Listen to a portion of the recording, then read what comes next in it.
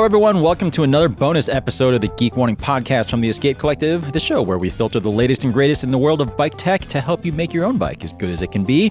For our last bonus episode of 2023, we figured we'd come back to a fan favorite with another episode of Ask a Wrench, and we've got a full panel of past and present mechanics on board today, and over 50 years of experience between us all to provide the answers. So with me here today at the Boulder Gruppetto in Boulder, Colorado is pro mechanic Zach Edwards. Hi, Zach. Hello. And way over in Sydney, Australia, as we established, not quite on the opposite end of the world, is my fellow Escape Collective tech editor and ex-shop mechanic like me, Dave Rome. Hi, Dave. Hello. Before we get into the show, just a quick note. If you are listening to this right now, it means you are not currently an Escape Collective member, so you're going to get unceremoniously cut off at some point in the show, probably at a good spot, too, if we do this right. While our regular Geek Warning shows are going to run every week and are free to everyone, these bonus episodes are every other week on top of those. And they're only available to members of the Escape Collective, at least full episodes anyway. So that membership not only gets you access to all of our members-only podcasts like this one and Ronin's Performance Process one, but you also get access to all the incredible written content you'll find on escapecollective.com. And to sweeten the deal, we're also running a holiday promo at the moment where you can get a free t-shirt with an annual membership. Just head over to escapecollective.com/Christmas. And if you're super sneaky, you can maybe even gift yourself a t-shirt while gifting someone else a membership. Secret hack. Anyway, there's new t-shirts too. That's right. We've got a whole bunch of fancy ones. Yeah. So if you're for some reason have a small hatred towards three-way hex keys, there's a shirt just for you. And if you love your three-way hex key, I'm sorry to hear that. I'm a little sad that my Alan not Alan t-shirt design has not been approved yet. Not yet. It might be coming. I might just have to have a campaign to get that going. Yep. Anyway, a little bit of an inside joke, but yes, we have fancy new t-shirt designs. I don't even have one yet, so everyone else can get one before I do. Dave, what you do have, however, is a tools and workshop focused newsletter on Escape Collective called Threaded. Yes. Just curious, what do you have planned for your next one? It would have just published by the time you're perhaps listening to this. So it's a summary of my very most favorite tools, my most loved tools, perhaps ever. Dave, you don't have to give away any of your picks for your favorite tools of the year. I am curious, however, if you have perhaps tallied up the grand total of retail cost of that list of tools. I definitely make reference to being financially irresponsible. It's not, it's perhaps not as great as you may think as far as a tally. Yeah, I sort of hide that embarrassment by not listing really, really expensive tools. There's a few premium ones in there, but I don't know, maybe it's $1,000. Okay. Well, hopefully there's more than 2 tools in there. We'll find out soon. Yeah. Anyway, Zach, you did the bike shop mechanic thing, and you eventually decided to head out on your own with your own one-man service-only shop. You got any tips for shop mechanics out there who might be listening to this right now and considering making a similar move? Ooh, deep question. I would say first make sure there's a market for it where you live, because there's definitely not everywhere. You definitely have one here, that's for sure. Otherwise, start small. Like, it's pretty low overhead to just get started. Don't invest a ton of money in a bunch of stuff if you don't know for sure it's going to work. Yeah, it's not like you have a bunch of stock on hand here. Yeah, I don't have like a fleet of bikes on the floor or like a big fancy space to rent or like a Sprinter van. Start small, see if it works. That sounds like a good way to go. Safe way to play Sage advice. Yeah. And how long you been doing this now? I don't know, 5 or 6 years, something like that. Wow. How about that? It works. Yeah, carry on. Well, Zach, I'm glad to hear. I'm glad to hear it's going well. Hopefully, you get another 5 or 6 years in you, because, well, I don't know. We kind of like having you on this panel, and it's very handy to continue to say that you're actually still a working mechanic. That I am. Unlike the 2 washed-up mechanics that Dave and I are. I mean, potentially still washed up, but all right, fair enough. All right, well, let's go ahead and dive into the questions here. This first one is interesting. It is kind of a bigger topic, and I feel like we've kind of addressed it in the past, but maybe not super in depth. Nolan from, oh dear God, how do you pronounce this? Chichester in the UK? I'm sure that's not correct. Anyway, Nolan would like to know, how do we tell a good shop mechanic from a bad one? He said that there are some who post on here, and he's referencing the Escape Collective Discord channel, who are obviously very knowledgeable and thoughtful in their recommendations, but there are some who let bikes go out without issues, or who don't give the best advice. A bit like cars, it's difficult to tell who the good guys are from the not so good guys. Ooh, that's a good question. I mean, I'm not sure how to answer that. You can't just like look at a person and be like, oh, they're good. You kind of have to work with them, I guess, to see if there's knowledge there. Well, let me ask you this. Where would you say most of your customers come from? I mean, probably word of mouth, really. That would be my response. Yeah, like if you like yeah. all your friends on the group ride say like, oh, you should go see this person, then that's probably a good place to start. Yeah, 100%. Because I think, generally speaking, I would say, yeah, the rule with this sort of thing applies with bike mechanics just as it does with anything else. If someone has a really bad experience with a certain professional or a business or whatever, they're probably going to tell you about it. Yeah. Or they're not going to be afraid to tell you about it anyway. But if they do make a recommendation, that is usually a pretty strong indicator that they're pretty happy with it, because people typically are a lot more likely to complain about something than to recommend something. Absolutely. Yeah. I'd say if you've got riding friends, and if there's a riding friend that is rather particular about their tech and how their bike runs, I'd probably ask for their advice of who they see, and hopefully it's not just, but hopefully they're not doing they've got a mechanic and they're not just keeping their own bike running. But I'd start there, is find the person with the bike that's always functionally perfectly, and see who they recommend or who they've heard of is good. And then I'd avoid the person with the creaky bottom bracket as for advice. Well, okay, yeah, that's probably fair. Do we think that you can glean anything from how someone keeps up their shop appearance-wise? Unfortunately not. I mean, I've seen some of the fanciest shop fit-outs. Yeah, I've seen some pretty hacky work come out of some of the nicest shop fit-outs, so I wouldn't always necessarily associate a great fit-out and great tools with great work, unfortunately, which hurts me to say.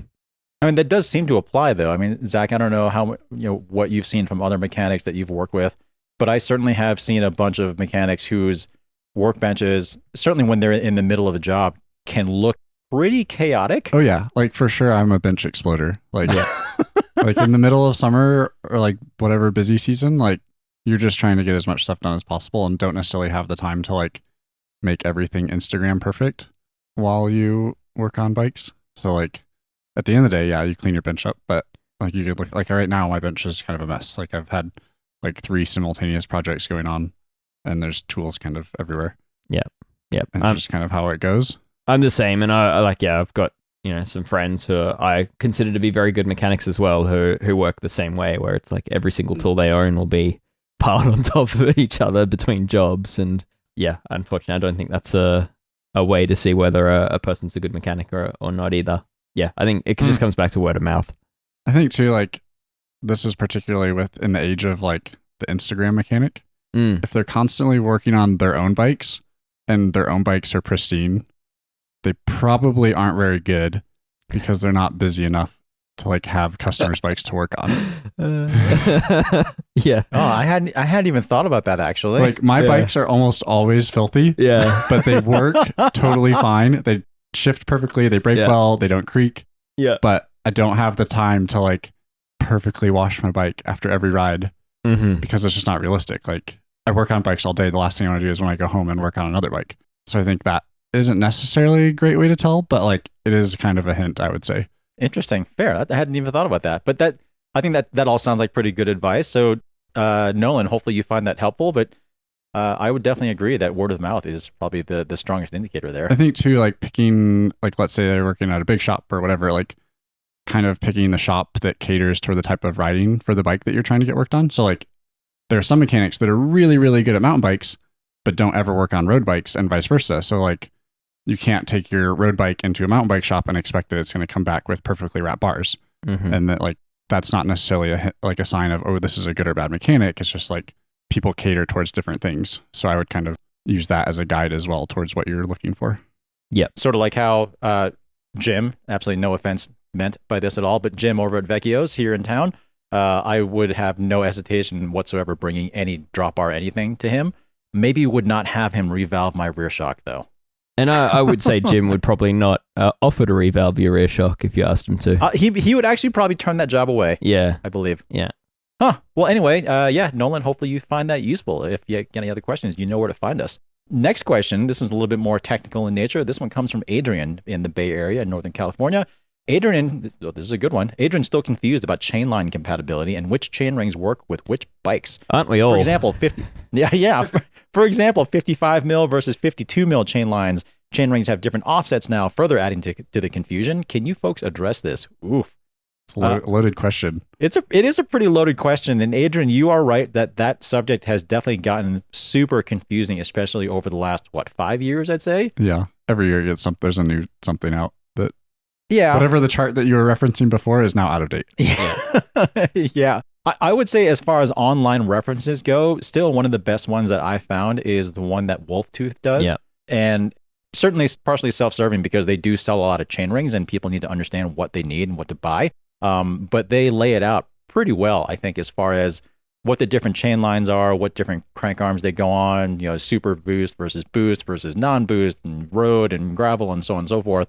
It is all over the place. And we are well past the days of I wonder if I need a 68 by 113 or 115 UN 71 bottom bracket or something. Like those days are over.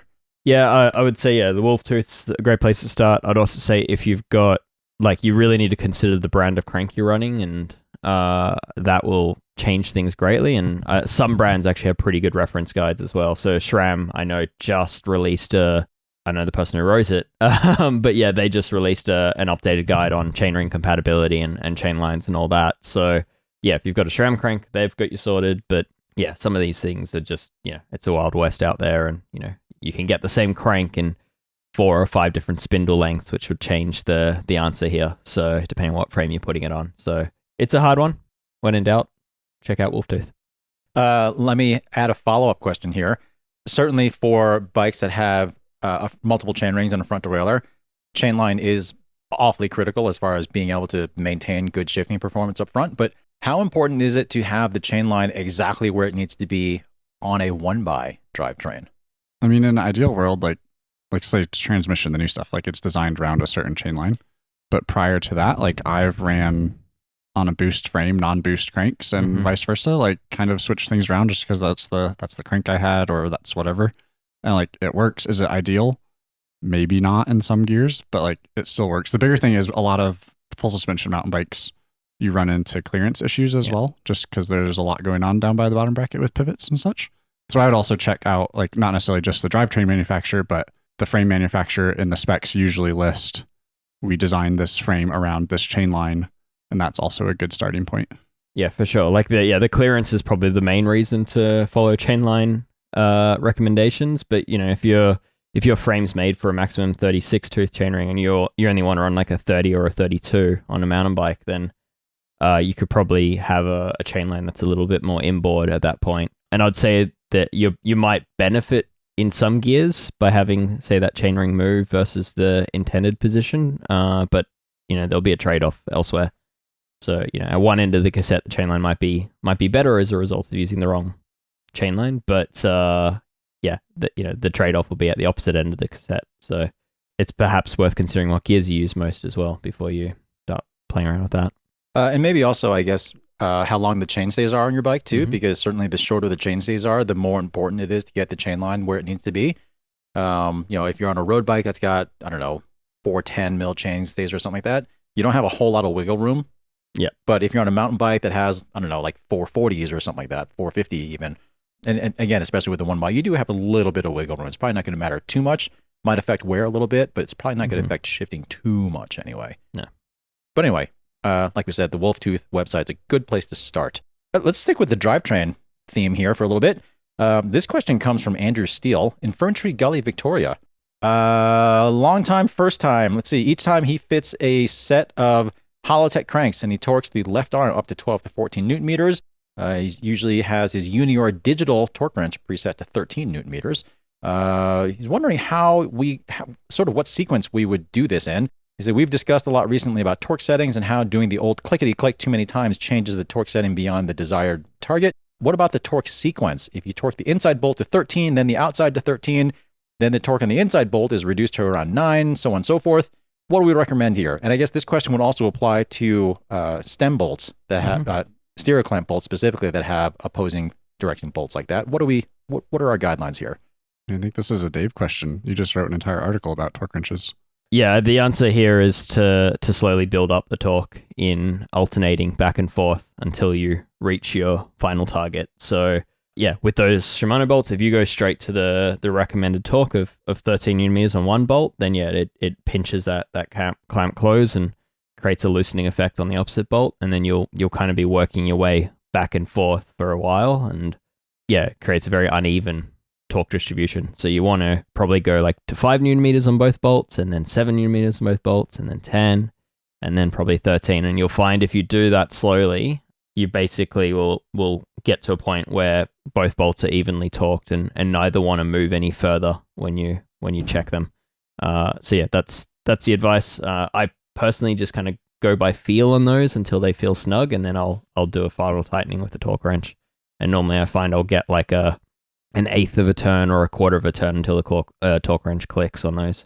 So yeah, I guess it depends on how good your feel is for it. But yeah, take it slowly, go back and forth on the bolt. Don't just do one up to the max torque and then worry about the other. Zach, that sound about right to you? Yep. Same with stems, like, or anything that kind of clamps on opposite surfaces like that. So what if you have an old Ritchie Super Logic stem that has 3 bolts? Keep alternating even more. Just keep going.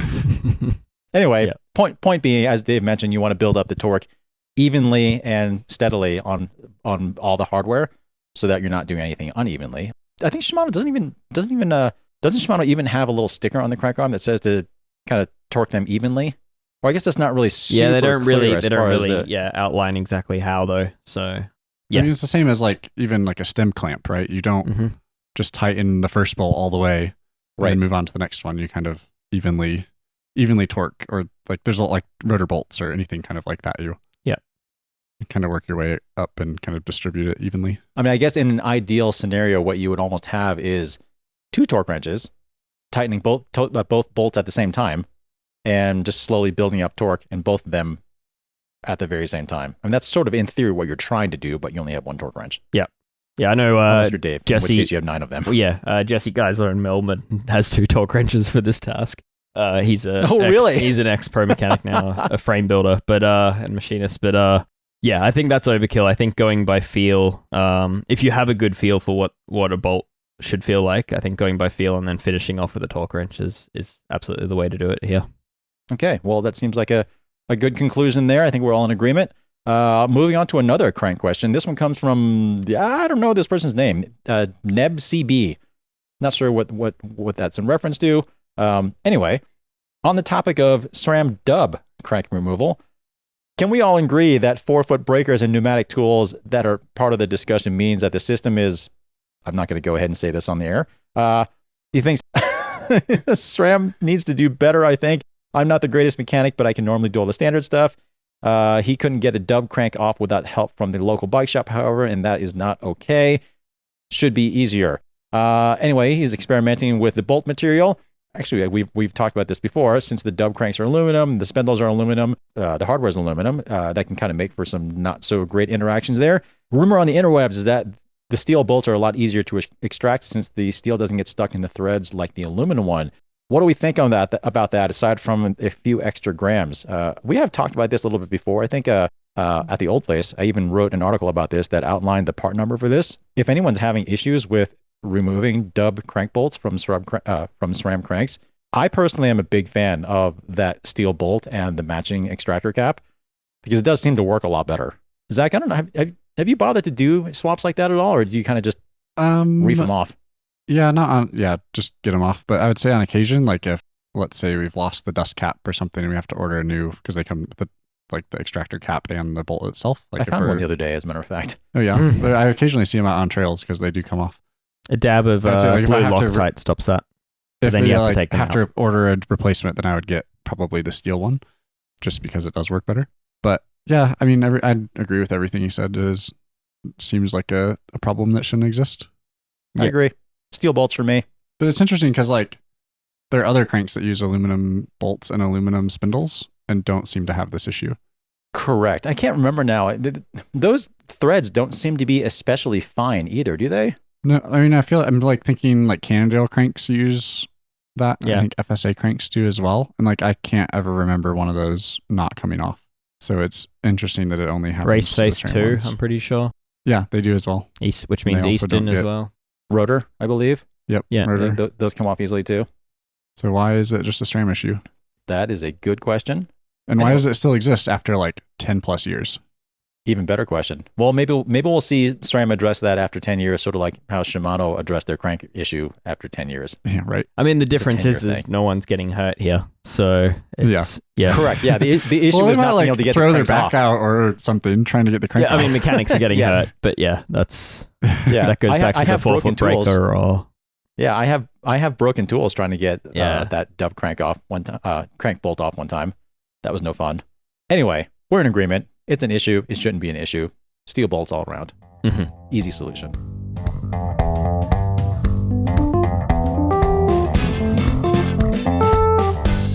Moving on. This question comes from Quentin in Toulouse, France. Quentin's always done most of the maintenance on their bike, but they've never touched any bearings, and they've always left that for the shop to figure out. Quentin wants to change that, and he's got some questions regarding the best practices regarding bearing maintenance. From what Quentin has read, bottom bracket bearings can be serviced directly on the bike without removing the bottom bracket cups. Is that correct? Also, is it possible to service the hub bearings without removing them for sealed cartridges? He's also read that somewhere once cartridges are removed, they shouldn't be reinstalled. What do we think about that? And how often do we service various bearings on your bike? How often do we replace them? that's a big question. Dave, I would say you have, there's several questions here. Dave, Wow. I think you certainly have by far the biggest collection of cartridge bearing drifts between the three of us. I think I'm going to let you take this one to start. I think it depends on the exact hub or bottom bracket that you're trying to service. I think it also depends on the level of tools that you have, because traditionally removing bearings often involved hammers and punches, and at that point you probably would sort of deform the races of the bearing in terms of in taking them out. And then at that point, it was recommended not to reuse them. I think these days, if you've got really fancy pullers that pull the bearing out perfectly straight and sort of keep everything intact and without impact, I think you can, in some cases, get the bearings out without actually causing them any harm. At which point you can service them and sort of degrease them and re-grease the bearings and put them back in. But we're talking about pretty high-end tools in order to do that with zero impact on the bearings.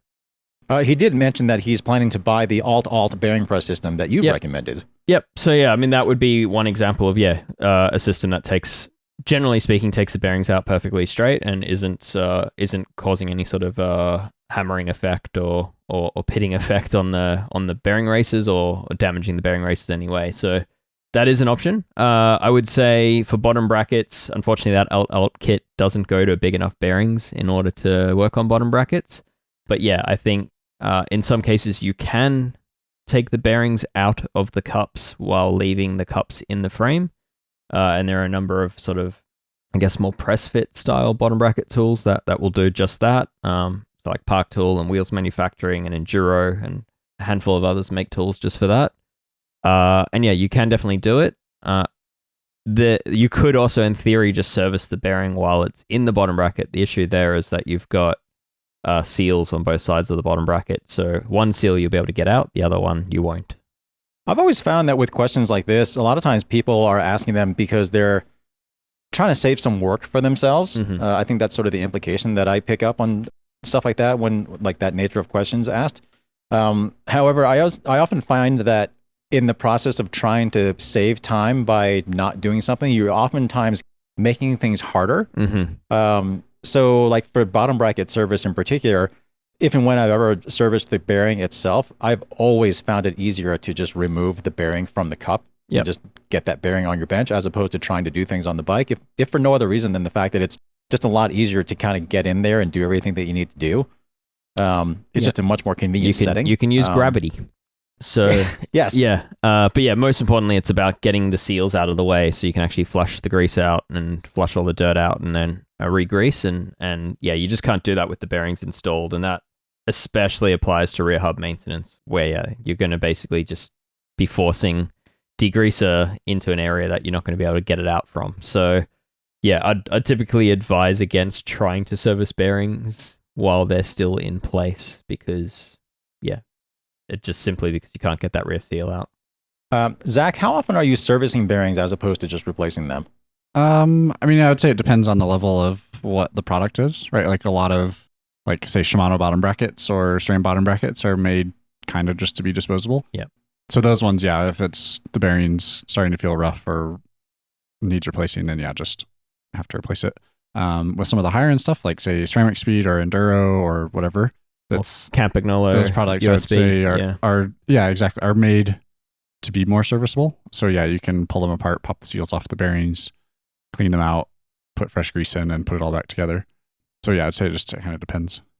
Yeah. Yeah, because a lot of those basic SRAM and Shimano bottom brackets, it's not even cost effective oftentimes to do that unless you're upgrading the bearing itself. It'll never be the same again. Yep.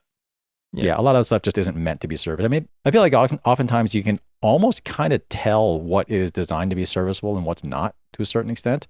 But yeah, I agree. Like if it's a component where it would hurt pretty badly to replace the whole thing, then if you can service that bearing, that's maybe a good guideline there. I mean, I think too, there's also, like, let's say you have a set of wheels that only ever see like dry road use.